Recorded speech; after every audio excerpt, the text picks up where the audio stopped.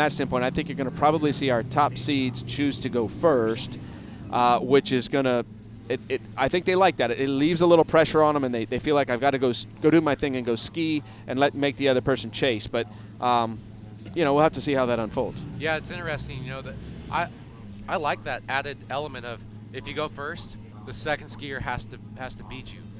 I like that element because it does integrate some strategy. Well, and it makes those first rounds very relevant. Very relevant. Very relevant. We did a lot of that discussion yesterday. For so many guys, the first conversation is, what do I need to do to get into the finals?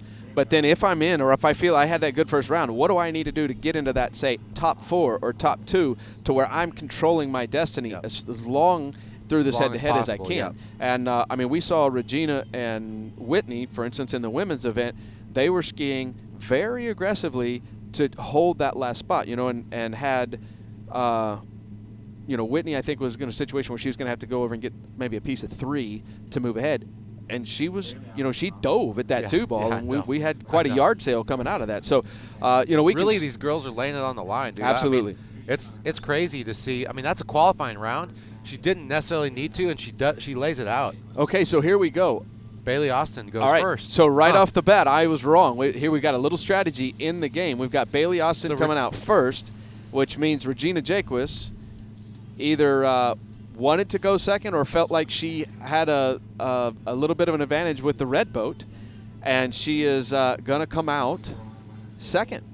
So it could be the case of when you're one of the best, if not the best in the world at the moment, and you make that lower seed go first, sometimes that gets in their head. Absolutely. Because you put them out there basically without saying, but you're saying, okay, go do what you think I can't do. Right. And they end up over-trying. Yeah. And there's the other aspect of this could be, because I have seen Regina do this before in the first round where she went second. I am completely, I want to be my disclaimer here is I am totally speculating on this, but it would not surprise me that with Bailey's, I don't believe Bailey's run 38 in a professional tournament anyway. Yeah. Regina may want to make sure that she runs through the 38. Yeah.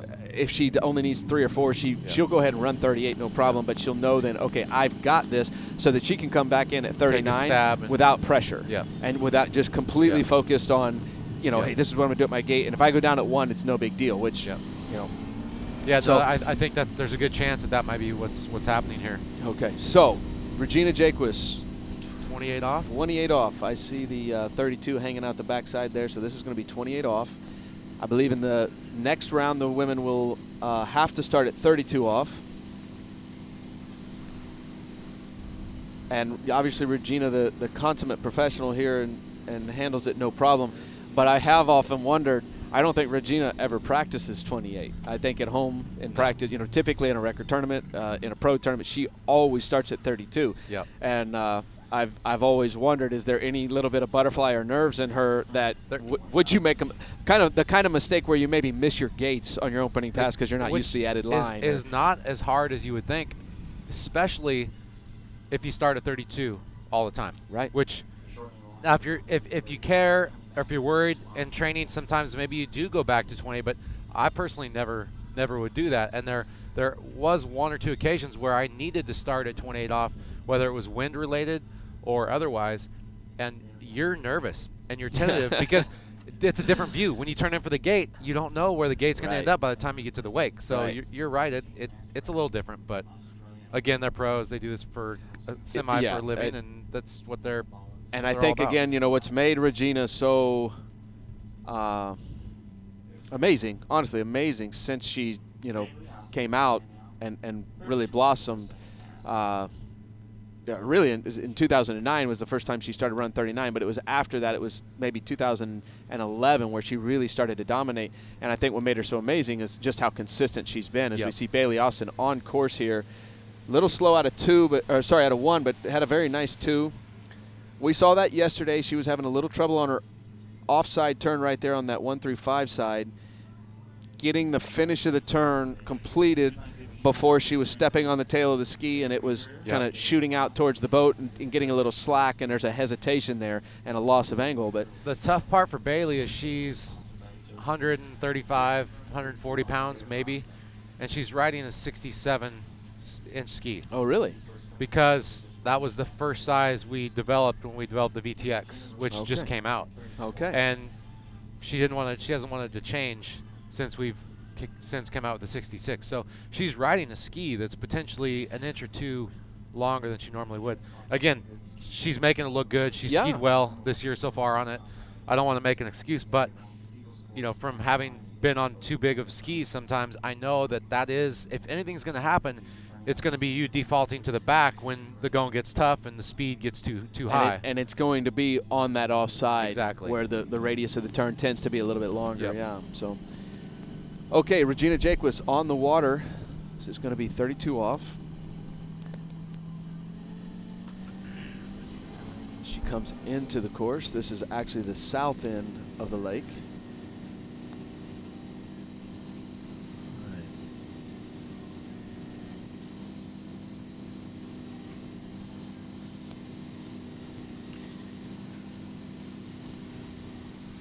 So again, typically this is Regina's opening pass. So we're watching her just cruise on through, feeling comfortable.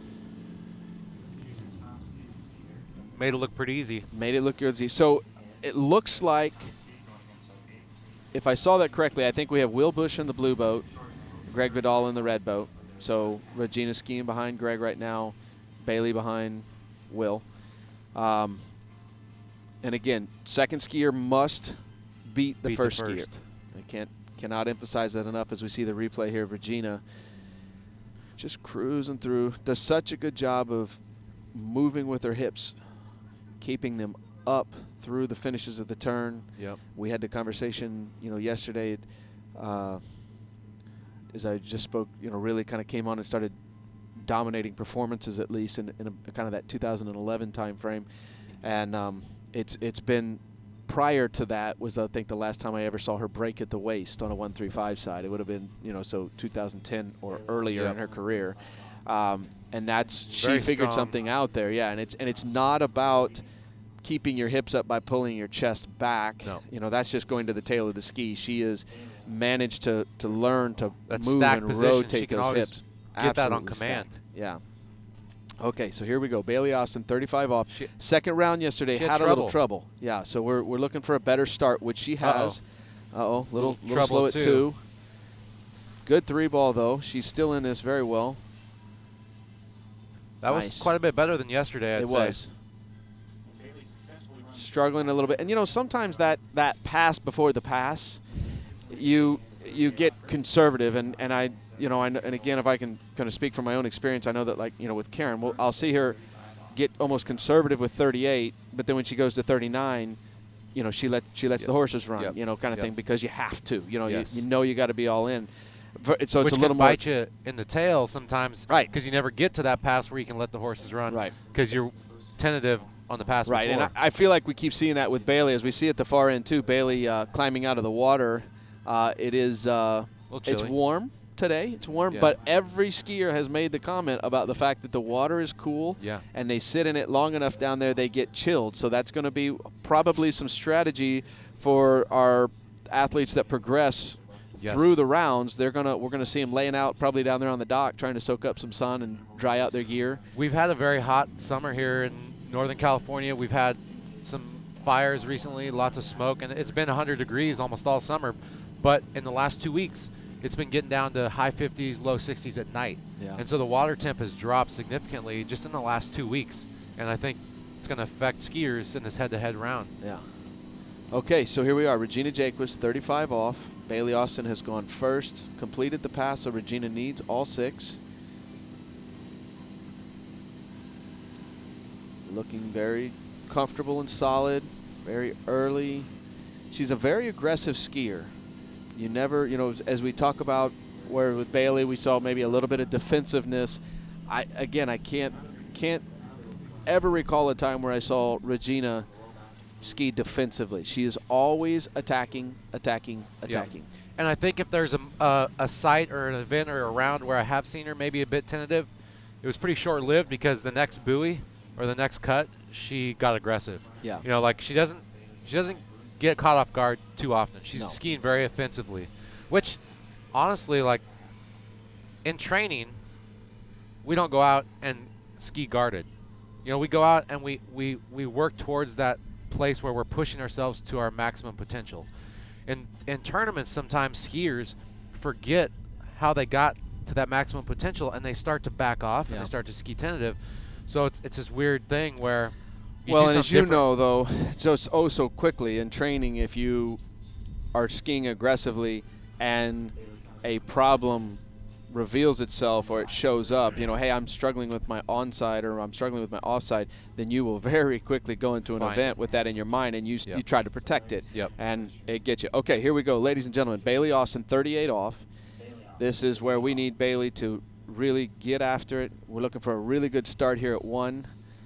Does That's not get the start one we're ball. looking for, but she's unfortunate for Bailey Austin to go down at 2 ball. She tried to turn it. She knew she needed to turn Well, it. she needed to. Tip. She knew she needed it.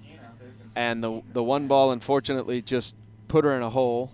And it was an all or nothing 2 ball. And unfortunately, she's down in the water. So 1.5 at 38 for Bailey Austin will be her final score. Obviously not out yet. Regina Jaquist has to get a full 2 at 38 to move on. But I'm not sure exactly what the odds against that would be. Yeah, but they're I was high. going to say, yeah. They're high. I'm going to guess she splits her gates and takes it semi-easy at 1, yeah. but I think she'll probably end up running the pass. I don't even think she'll take a semi-easy 1. That's just not her style. Not her style. She knows who she is. She knows what she needs to do. Yeah. She doesn't doubt that ever. Period. It doesn't matter. I mean, even when I've talked to her, you have some experience with that confidence, that mental confidence. not at the level that she's got it, honestly, and not in an event like slalom, where things can get so silly so fast. Yeah. And again, that's what I mean. If we're going to have an honest conversation about where Regina Jaquist ranks in the history of slalom skiers, it's got to be a conversation where she's at the top. And I'm talking about the top. I'm talking about Mapple, Cox, Lucky Lowe, the LaPointes, the Rogers. She's got to be at that level or higher. I would agree because of her consistency. Just not only the level but the consistency of that level, and that consistency comes from her knowing the confidence. She knows who she is and what she's got to go do. And there's big that 1 aggressive ball. 1 ball, yeah. Yeah, she's going to go ahead and just run the pass and do a nice little warm-up 38 off. Well, and again, Regina has all the respect in the world, I'm assuming, for all of her competitors. She knows that they're all capable of skiing at a very high level. But she came here, she has a job to do, and right now, the skier, obviously, Manon Costard has run 39 in a tournament. You know, Karen has run 5.5 at 39. But Whitney is running 39 consistently, has run it here in this event. Whitney has a higher score in the preliminary round in this event with the 1.25, as we see Regina finishing up at 38. So I think Regina will probably come back at 39. I think she's going to want to use this as a practice round to go ahead and say, I can get to that 2 ball as well, get that confidence within herself. Which, if you relate this to jump, it's a little different. Like if you win on a jump, say jump 1 or jump 2 in the head-to-head, if there was such a thing, you probably, would you take a look at the 3rd jump, depending upon how you feel, or would you save it for the 2nd, 3rd round? It would very much depend on the situation. If it's a tricky place where the setups are so key, you might take another look. I might take another look at it, but I would probably pass. I would, I might conserve my energy, my body. She's not going to have that opportunity, unless she's going to say, hey, I'm going to do 1 and 2 and then pull up. That would be like a pass. I have a feeling she's going to try to run this thing. Take a look at 41. Yeah, I don't think she beats herself up by running this pass. That was not the 2 ball she wants. Okay, she's just going to stand it up. She had a look at the gate. She got a great 1, and then she just kind of came up short into 2 and said, I'm not going to scrap this one. Now, we saw something similar with Jeff Rogers yesterday morning in the Big Dog competition in the first round, where he had an opportunity to try 39, and almost an identical type setup where he had a good one, had a slow 2, just kind of stood up around 3. Yep. And our question at that time was, did he just want to look at the start, or did he not get the start he wanted, and was therefore unable to go down the pass? And I think we're kind of stuck with that same question with Regina. Was that just I want to see the gates in 1, and she wasn't worried about 2 and on, or was that a situation where 2 did not go as she had planned, and therefore are we looking at a situation which would be the first time this weekend that Regina didn't run 39? Yeah. We're not going to know until we get a chance to talk to her. Which I know, as you highlighted, she is potentially one of the toughest competitors mentally. Aside from the physical training aspect, does that affect you? Does that stick with you at all? Well, I know we'd probably like to tend to say no, but it's just, she probably already forgot about the set. She's moving on. No, she got the win. She's still human. She's still human. Trust me. There are things about that set she's going to be. She's still analyzing building on. Now, exactly. If she's looking at it as all she was concerned about was gates in 1, then that's it. Okay, so here's an interesting situation. This is Whitney McClintock. I saw this in the rules. Whitney McClintock doesn't want to run 28. Is going to go first, it looks like, and she's going to run to the far end of the lake and not run the 28 off. She's going to get in and that's not a bad strategy. She typically starts at 32 anyway. Yeah. She's going to not have to get as cold. She won't be in the water as long. One less pass. So she's going to go to the end of the lake here and sit and wait. And Kate Adrianson, choosing to run the 28 off, will come through the pass and run 28. I've never seen that. Now, what I don't know is if Kate runs, for some crazy reason, falls at 5 ball what at happens? 28, then Whitney would have to come in at 32 and run it to advance. Which I believe is fair. Would be the harder pass. But yeah, exactly. But this whole thing could go sideways in a hurry. That's a very very low odds possibility, but could happen. Okay, so now let's Whitney. It's Whitney's grouping. Let's look at this from Whitney's perspective. Obviously, her main concern right now is Kate Adrianson. That's who she's skiing against right now. That's her focus, right? But she just watched Regina not run 39. Yep. Does Whitney take that as an opportunity? If given the chance to come in at 39 or forced to come in at 39, does she take that opportunity to try and get down that pass and run it to, A, give herself confidence that I outskied Regina again, and B, get in Regina's head that, hey, you tried it and didn't do it, and I tried it and I did it, whether it's an energy conservation thing or not. I say yeah. Yeah, I mean, they're both in phenomenal shape, probably the 2 top conditioned athletes, so I'd say yes. Okay, so here's Kate Adrianson, and we're going to see Kate run 28 off, and I am going to speculate here and assume that she is the second skier.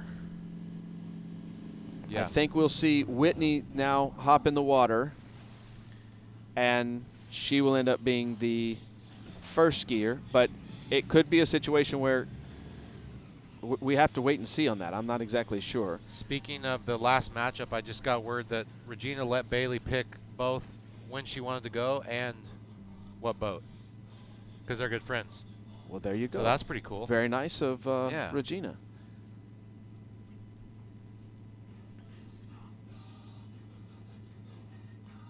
Don't know if I've ever heard of that happening. Me neither. That's but awesome. That's, okay, yeah. so that's good. That gives Regina obviously an opportunity to obviously not show her hand either. In terms of what she wants. So that's there's a lot of there's some undercurrents here. Yeah, there's a lot going on. Okay, so we did guess that correctly. This is Whitney McClintock now, coming in, age 26, out of Canada. Although home is listed as Orlando, Florida, actually out in the Claremont area. And she's going to be coming in. This is her first pass at 32 off. Now, she, for some reason, doesn't run this. As I understand it, Kate Adrianson would advance because she has 6 buoys in the scorebook already. So this is a must-run for Whitney McClintock, as it would be anyway, we would assume. But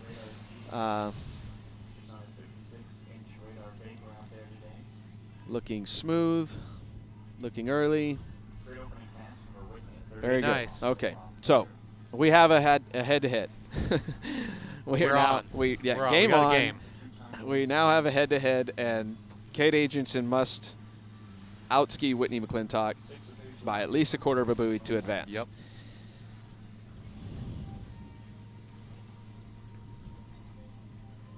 See Got Nate Smith. Got a good boat crew. Yeah, I see Nate Smith in there, and we see Will Bush in the blue boat.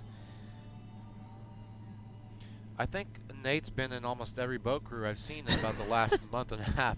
He was at Nationals hanging out.